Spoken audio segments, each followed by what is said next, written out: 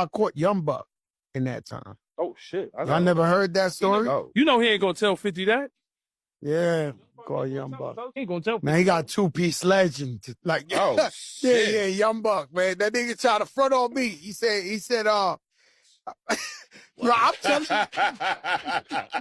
They put heads on Buck. I'm telling you. Supposed to be no head. No. Oh, I So no happened? story, or you want the story? I want the story. I want to hear this one. I never heard this Nigga, I'm out. you know what I'm saying? So I'm getting off the stage, and it's dumb dark. Like, it's mad dark. And there was somebody up on the second thing. He was like, yo, crack. But I just got off stage. I'm ripping it down. Chicago, I'm walking out and says, yo, crack. You hear me, nigga? I look up. Oh. It's Young Buck. I got a water bottle in my hand. Fuck out of here. I throw the water bottle up there. I said, come down, pussy. Come down, pussy. Damn. Like, come down, pussy. Damn. Yo, I'm going crazy. Oh. You know, I don't never get like, So when he came down, I don't know. I don't get tested. Like, it's very hard to test me. Yeah, yo, I'm telling you, I'm going. Come on, man. I just black out. So I'm waiting for the nigga. The nigga up there, he got to come down the staircase, right? So I'm losing my mind, right? Like, yo, come there. Come. He had a bunch of niggas with him, too. A bunch of Chicago dudes with him, right? So the cops come and they form like a barricade. Like, it's like 5 cops. They closed the staircase so he won't come. He took too long to come down, by the way. Like, you know, when you see a nigga, you ready to tear him up. You down. Get there. Yeah. He's taking too long, right? And so when he comes down, he's in the staircase and he's trying to tell me, like, yo, this ain't got nothing to do. But he was just talking crazy. He tested me to see if Fat Joe was pussy. You know, a lot of niggas is pussy. They act Joe, like you they sure tough, he just but wasn't you catch saying him. what up? Like he said, Hell no. It was at the height of the beef. Oh. So he's in the staircase. Yo, I wasn't this and that. But he poked his head out just 1 second over the cop's thing. The nigga caught the... Come on.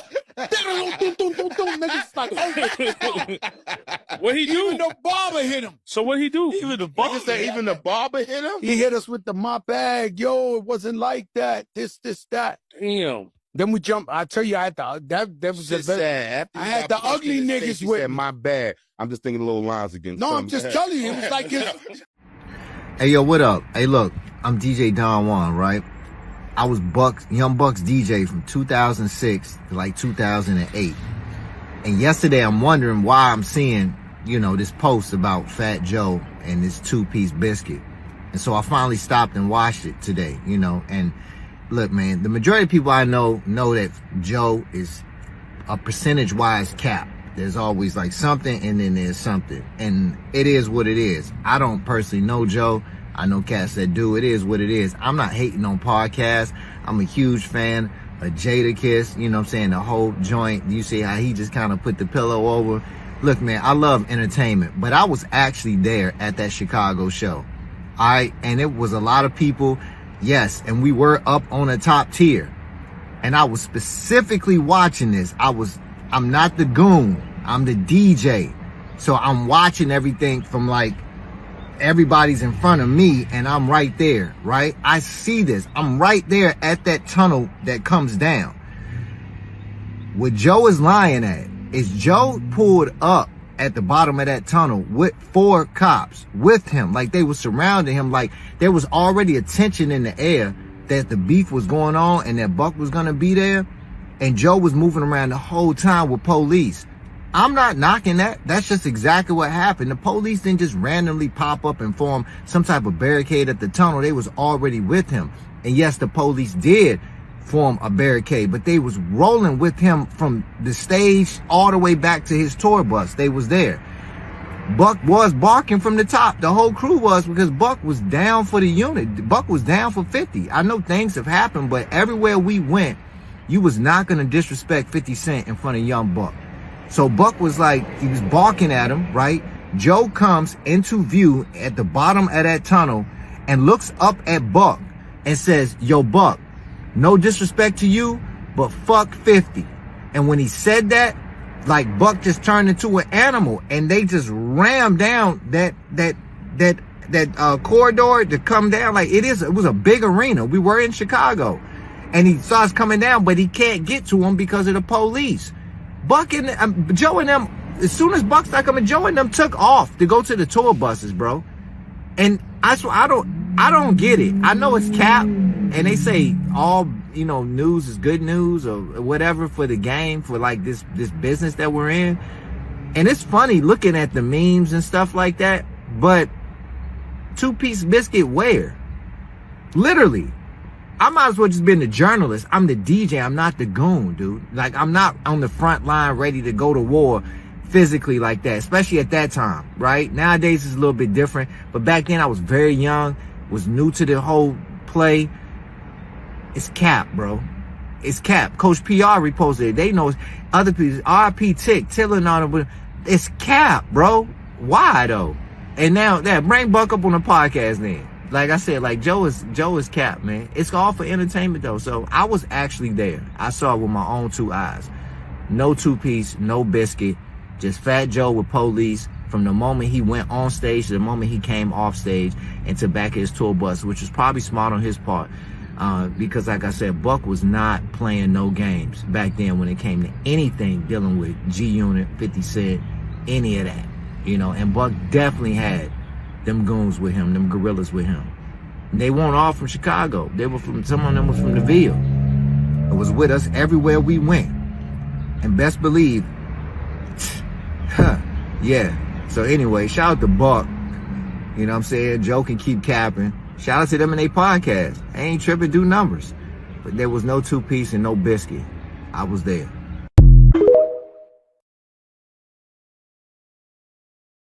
All right, let's talk about Young Beezy, Young Buck, and Fat Joe. So I played some audio from Fat Joe.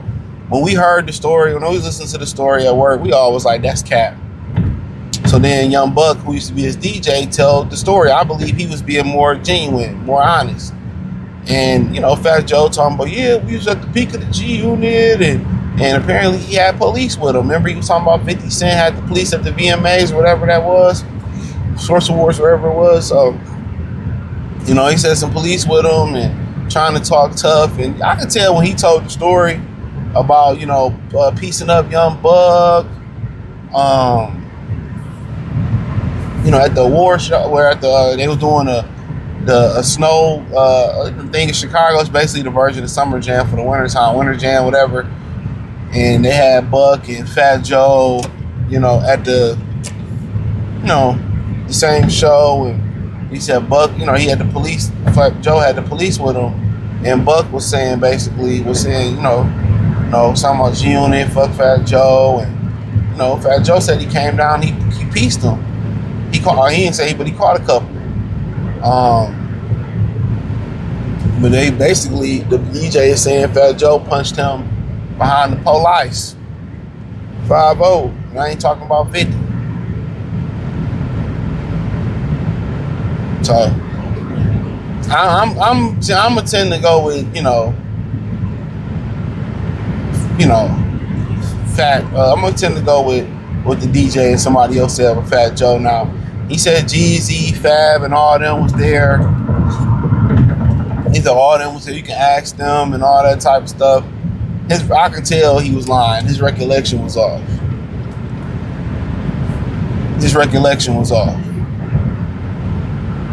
But, you know, that's Fat Joe. You know, you don't know if, you know, he lying or telling the truth, and that's what it came to.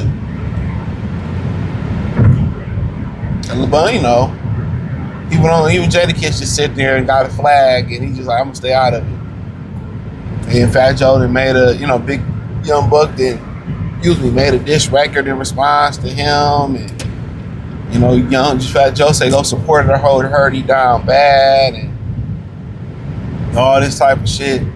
But you know, I knew when I heard the story Joe was telling it was cap.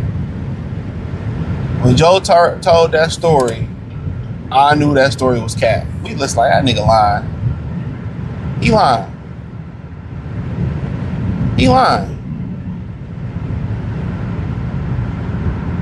He is fucking lying. You know? I don't know what made them pull that story out the hat, but they podcast is going longer than I thought it would. Most people do a couple podcasts. And they stop. Him and Jada's been consistent. You know, consistency is where a lot of people lack off at. You know, being consistent and being repetitious in this, that's the only way you get better. You know what I'm saying? It's the only way you get an audience. If you're going, do that one episode per month, you got to do that one episode per month. You know what I'm saying? That's just what it is. So, but yeah, man, when we listen to it at work, I was like, that nigga lying. You know what I'm saying? And it ain't taking no, I always know Fat Joe feel like he gets slighted as a rapper, from verses and, from people saying, oh, big Fat Joe, Big Pun wrote it, and he feel like he don't get his just due. But, Fat Joe's cool. Yeah, he's cool. He's a solid rapper. Young Buck has some, had some really good, times to rap. Then being on the D team with the G Unit, and then 50, whatever reason 50 seen to him to give him an opportunity. I think he dropped 2 really good albums. Had the G Unit album, so they had a nice little run. Had a nice little run over there. Buck is a really quality rapper. Whatever else you feel to say about him, he's a quality rapper. And he hung with street niggas. Let me say that first and foremost. He hung with BMF, hung with some niggas in Detroit, Blade Icewood. So it's a lot of these rappers that be claiming that they street, man. A lot of them don't be street. Let me say that first and foremost. A lot of these guys really don't be street.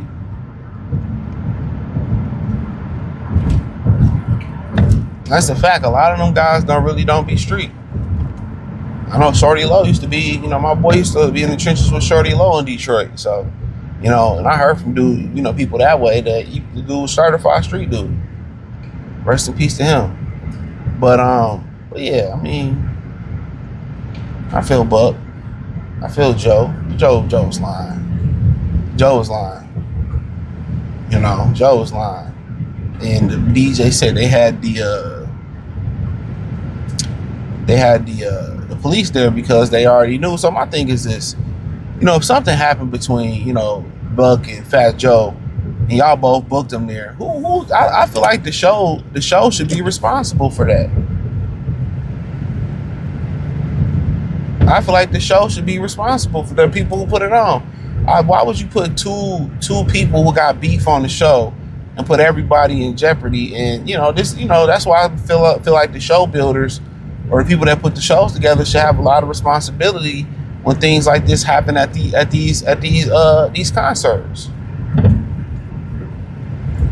Am I wrong? Why would you book them at the height of the beef? And eventually, if you pay attention, a lot of these beefs get laid to rest when these people get older. MCA, DJ Quick, who else we had? Whoever else, you know what I'm saying? This beef, a lot of these beefs get put to sleep. They get laid to rest when people become more mature. And I get it. I'm an alpha at the top of my game. I'm in my prime. A lot of these beefs are worthless. Worthless, bro. You got rappers who want to show that they street niggas. I ain't lost to the street, because when you lose that connection to the street, what happens?